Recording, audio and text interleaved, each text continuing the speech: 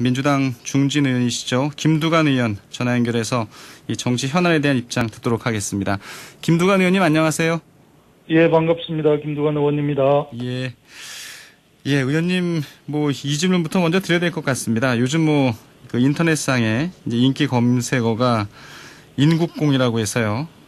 인천국제공항공사 이 비정규직 노동자들의 이제 정규직 전환 문제가 쟁점으로 떠오르니까 이제 많이 이제 그 인터넷 검색을 다들 하시는 것 같습니다.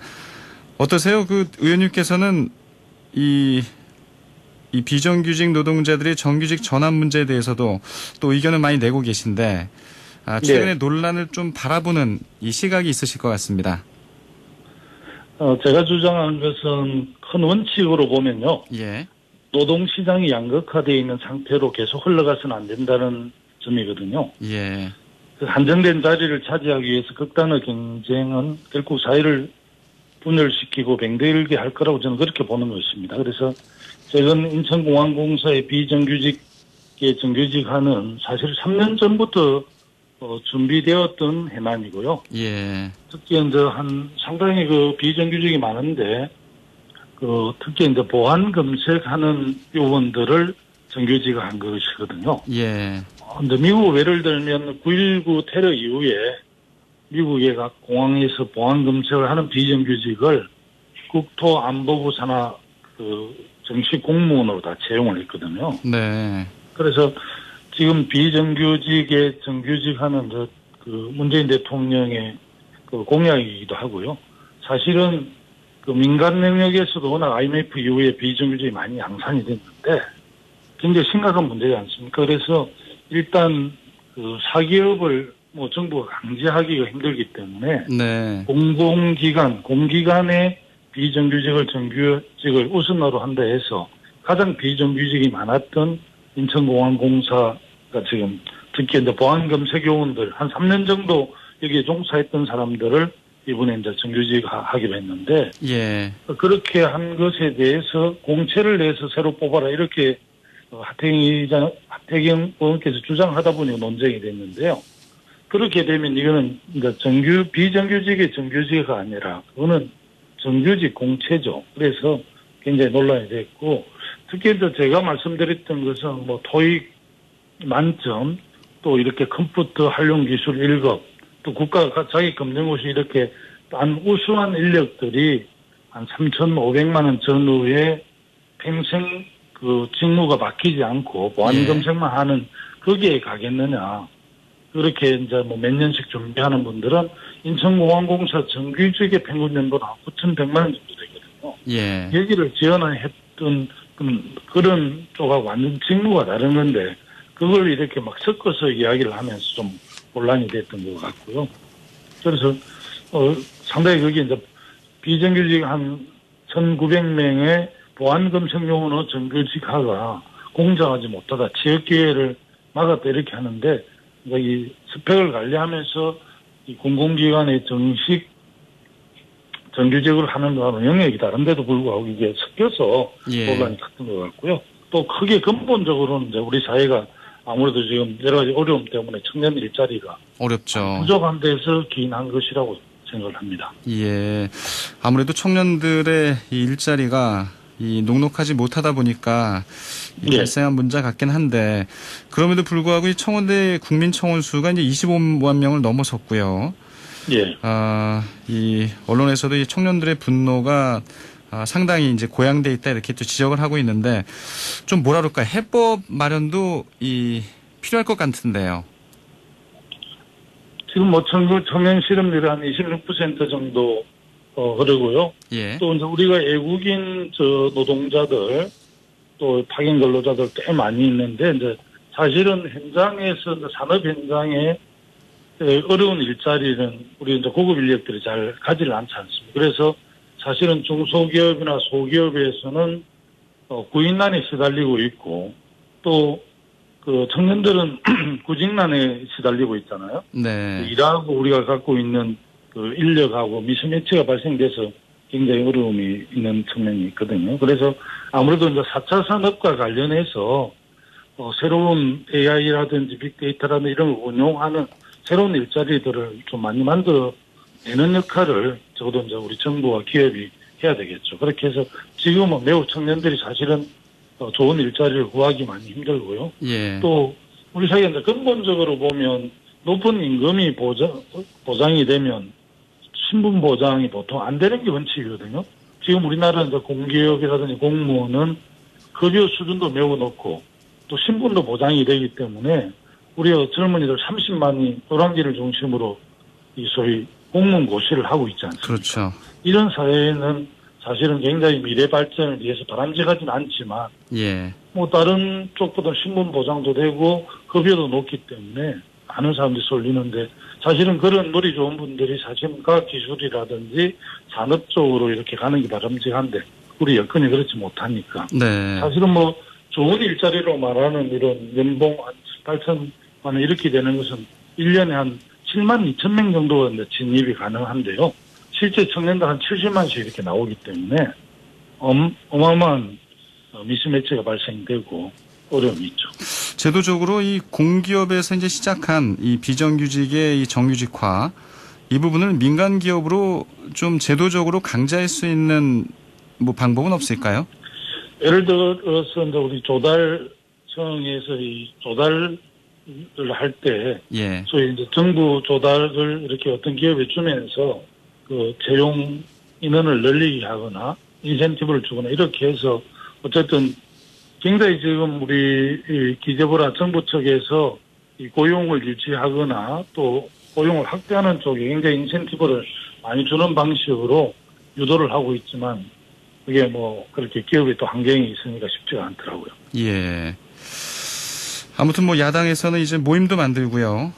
뭐 이슈 파이팅을 많이 하고 있는데 아무튼 이 청년 실업 문제가 또 청년 일자리 문제가 이 쟁점화되는 건 그만큼 이 정치권의 시급한 현안이기 때문이 아닌가 이런 생각을 해보게 뭐 됩니다. 제가 바라는 것은 사실은 미래통합당을 비롯한 이제 문제 제기를 하는 청년 측이 좀 특히 정치권에 좀 요청하고 싶은 것은 예. 미래통합당 여튼 제일 야당이고 지금 이런 코로나19 이런 위중한 상황에도 국회를 보이콧하고 있지 않습니까? 사실은 비정규직의 정규직 하라든지 노동시장 이종 구조를 해소하는 이런 정책적 대안을 제시하지 않고 사실 이 약간의 뭐 어쨌든 오해로부터 시작된 이 인천국제공항공사 비정규직의 정규직화 이 논란을 굉장히 키우고 있어서 예. 좀 아쉬움이 있습니다.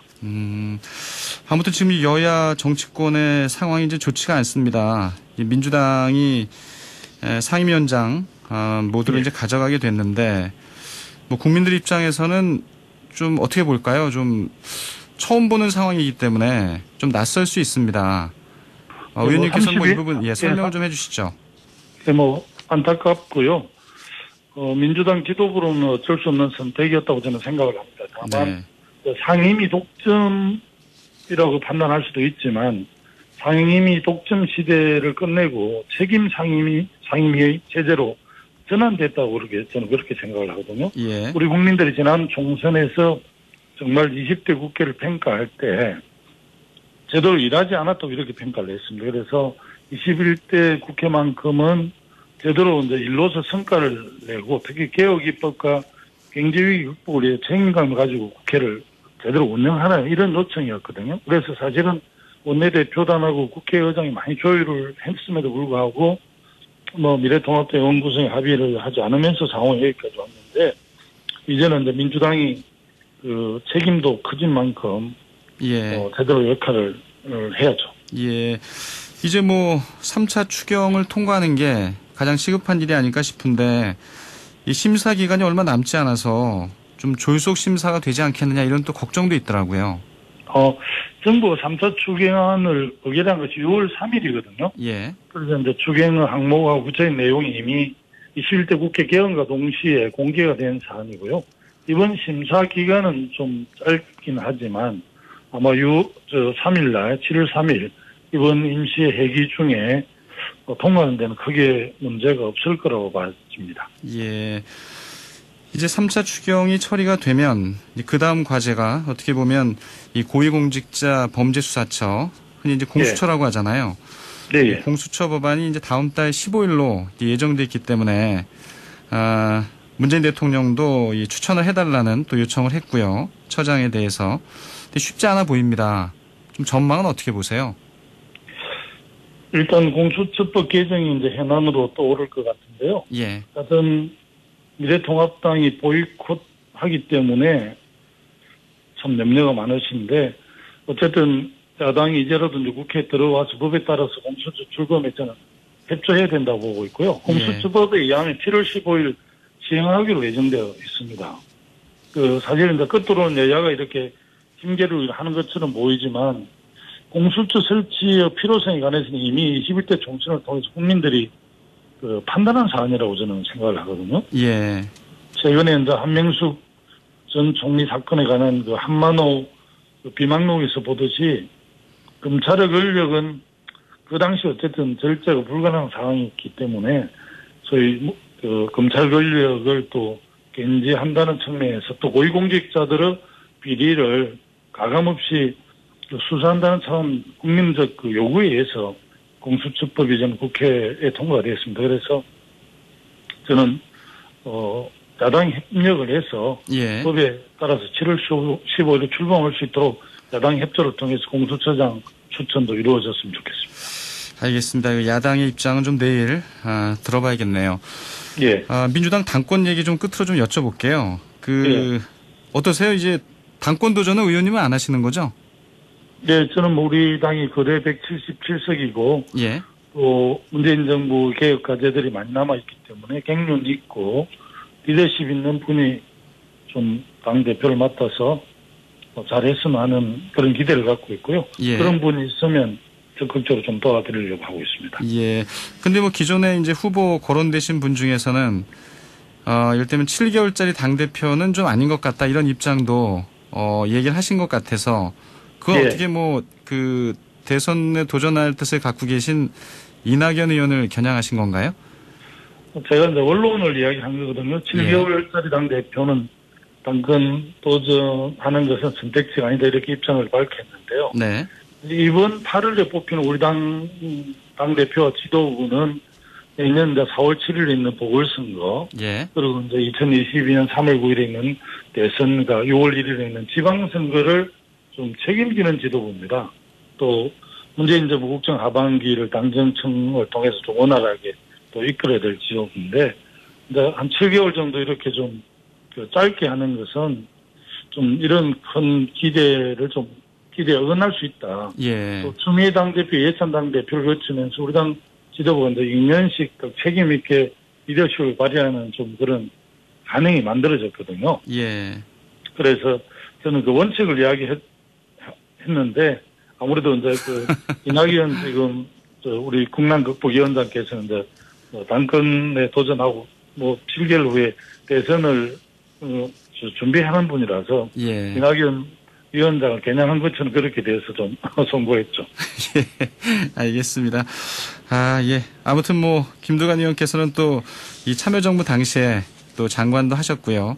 또 여러 우여곡절도 많이 겪으셨기 때문에 21대 국회에서 좀 선도적으로 중요한 일을 많이 좀 해주셨으면 하는 바람을 갖고 있습니다. 청취자분들의 문자도 많이 들어오고 있는데요. 시간 관계상 전해드리긴 좀 쉽지 않습니다. 예, 오늘 예. 말씀 잘 들었습니다. 예, 고맙습니다. 민주당 김두관 의원이었습니다.